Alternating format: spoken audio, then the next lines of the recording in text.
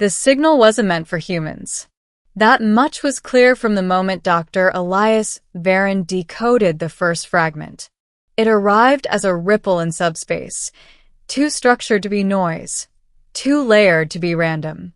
Every advanced species within 1,000 light-years picked it up, and every single one failed to understand it. Except for humanity. Not entirely, not cleanly, but enough. Elias sat alone in the observation chamber aboard the deep space research vessel Ardent Halo, staring at the waveform suspended in holographic light. The signal pulsed softly, folding in on itself like a living equation. "It's not a message," he muttered. Behind him, Commander Lyra Tesh shifted uneasily. Her species, the Thrini, were known for their sensitivity to energy patterns, and she'd been uncomfortable ever since the signal was detected. "Then what is it?" she asked. Elias leaned forward, zooming into a section of the waveform. "It's a lock." The discovery changed everything. Within days, representatives from multiple galactic civilizations gathered aboard a neutral station orbiting a dying star. The air, metaphorically speaking, was tense. The signal had appeared at the edge of known space, emanating from a region long considered barren. Now, it was anything but. "It is clearly a containment mechanism," said High Archivist Velrun, a towering insectoid whose voice echoed through a translator drone. "We believe it is preventing access to something significant. Or keeping something in," added Lyra quietly. Elias stood at the center of the council chamber, feeling very small. "Every species here has tried to interface with the signal," he said. "You've used quantum decoders, psionic harmonics, even temporal recursion." "And failed," Velrun snapped. Elias nodded. "Yes. But humans didn't fail. Not completely." A ripple of unease passed through the chamber. "You made progress?" asked a crystalline entity known as SYTH9. Elias hesitated. "We didn't just make progress," he said. "We activated part of it." Silence. Then chaos. The partial activation had consequences. 3 hours after Elias's team interfaced with the signal, something responded. A vessel appeared. It didn't warp in. It didn't emerge from hyperspace. It simply wasn't there, and then it was. Sleek. Black. Impossible. And, at its center, her. She wasn't human. Not exactly. Elias first saw her through the observation window of the Ardent Halo. She stood motionless within a translucent chamber at the heart of the alien vessel, her form illuminated by a soft, pulsing glow. Humanoid in shape. Pale, almost translucent skin. Eyes closed. And in her chest, visible through her semi-ethereal body, was something that defied comprehension. A structure of light. A key.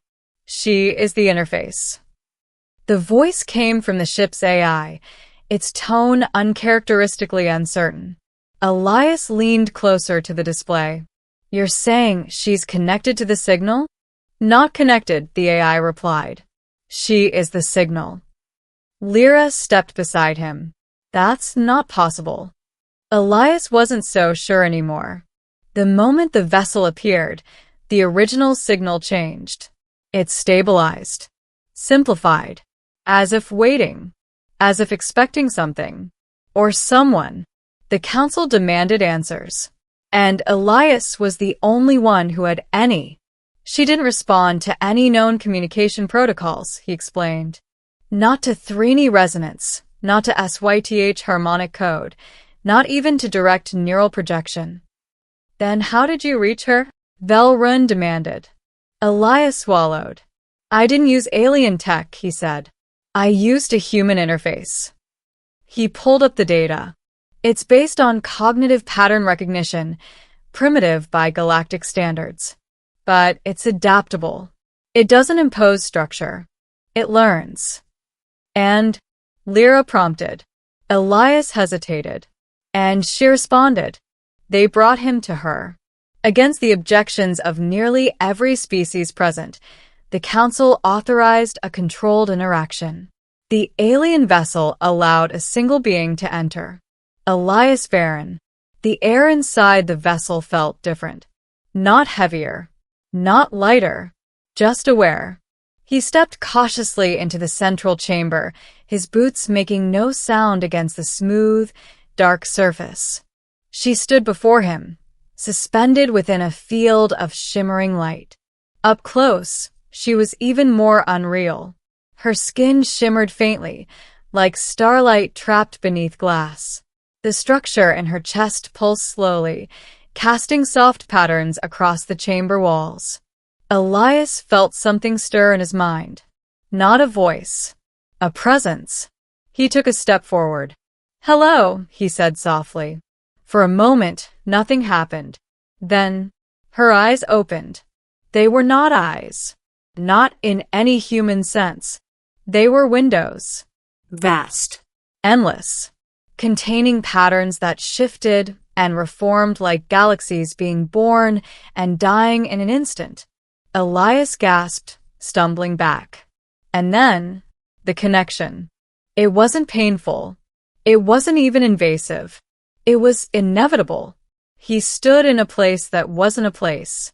Stars stretched infinitely in every direction, but they were wrong. Too precise, too deliberate. Like a simulation of reality rather than reality itself. And she was there, no longer encased in light, no longer distant. She stood before him, fully formed. "Human," she said. Her voice wasn't sound. It was meaning. Elias steadied himself. "Who are you?" She tilted her head, as if considering the question. "I am the key." He blinked. "That's not a name. It is what I am." Elias exhaled slowly. "Then what do you unlock?" For the first time, something like emotion flickered across her expression. Everything. She showed him. Not in words. Not in images. In understanding. The signal, her signal, was a lock placed on something ancient. Older than any known civilization.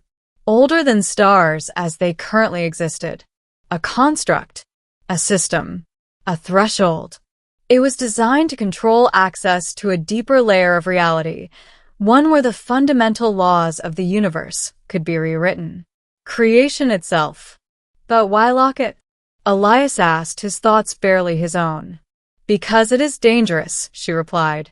"Because it has been used before." A chill ran through him. Used how? Her gaze darkened. To end a universe. Elias recoiled. "That's not possible." "It is inevitable," she said. "Given time, given access, given desire." He shook his head. "Then why create the key at all?" She stepped closer. "Because it cannot remain locked forever." Back in the physical world, Elias collapsed to his knees. Lyra rushed to his side. "Elias, what happened?" He looked up at her, eyes wide with something between awe and terror. "She's not just a key," he whispered. "She's a test." The council was divided. "Destroy it," Velrun insisted. "Seal the region. This is too dangerous." "You cannot destroy what you do not understand," SYTH-9 countered. "She is not a weapon," Lyra said. "She is a safeguard." Elias remained silent. Because he knew the truth. She had told him. The key could only be activated by a specific kind of mind. Not the most advanced. Not the most powerful. But the most adaptable. The most unpredictable. The most human. "She needs you," Lyra said quietly later. Elias stared out at the alien vessel. "Not me," he said. "A human." "She chose you." He shook his head. "No. She responded to me." "That's not the same." Lyra studied him. "What are you afraid of?" Elias didn't answer immediately. "Then that I'll succeed." He returned to her. This time, there was no hesitation. No fear. Only purpose. The moment he entered the chamber, she was waiting. You have decided, she said. Elias nodded. I have questions. She inclined her head. Ask. If I unlock it, what happens? She didn't answer immediately. Then, you will see what lies beyond the threshold. That's not an answer. It is the only one that matters. Elias clenched his fists. And if I don't, she met his gaze. Someone else will. Eventually. He understood then. This wasn't about choice. Not really. It was about timing. About who would be the one to stand at the edge of creation and decide what came next. Why me? He asked. Her expression softened. Because you hesitate. The connection formed again. Stronger this time. Deeper. Elias felt himself being drawn into the vast, impossible space beyond perception. The lock appeared before him, not as a structure, but as a concept. Layers upon layers of reality, folded into a single point, and at its center, a place that was not yet defined. Insert the key, she said. Elias looked at her. You mean you? She nodded. His hands trembled, not from fear, but from the weight of it. Once I do this, he said, there's no going back. That is correct. He took a breath. Then tell me one thing. She waited. Has anyone ever passed the test? For a moment, silence. Then, no, Elias closed his eyes and made his decision. He didn't unlock it. Not fully. Not the way it was intended. Instead, he changed it. The moment he interfaced with the key, he understood something she hadn't told him. The system wasn't fixed. It wasn't absolute. It could be altered. Not easily. Not safely. But it could be done. You are deviating, she said, her voice tinged with something new. Concern. Elias focused. I'm not unlocking the threshold, he said. I'm rewriting the lock. That is not its purpose. Maybe not, he replied. But it's what it needs. The system resisted. Reality itself seemed to push back against him, as if rejecting the change. But Elias held on, because he understood something no other species had. Not through technology, not through logic, but through instinct, through humanity. Perfection was dangerous. Certainty was dangerous. A system that could be fully controlled would eventually be abused. So he did the only thing he could think of. He made it imperfect. The lock reformed, shifted, became something new. No longer a single threshold. No longer a final gate, but a series of smaller ones, each requiring a different kind of understanding, each requiring cooperation. No single species could ever unlock it alone. When it was over, Elias collapsed. The connection severed. The chamber returned. And she was different. The light within her chest had changed. No longer a single, unified structure. Now it was fragmented, complex, alive. She looked at him, her expression unreadable. You altered the system, she said. Elias nodded weakly. Yes. Why? He managed a faint smile. Because no one should have that much power alone. For a long moment, she said nothing. Then something unexpected happened. She smiled.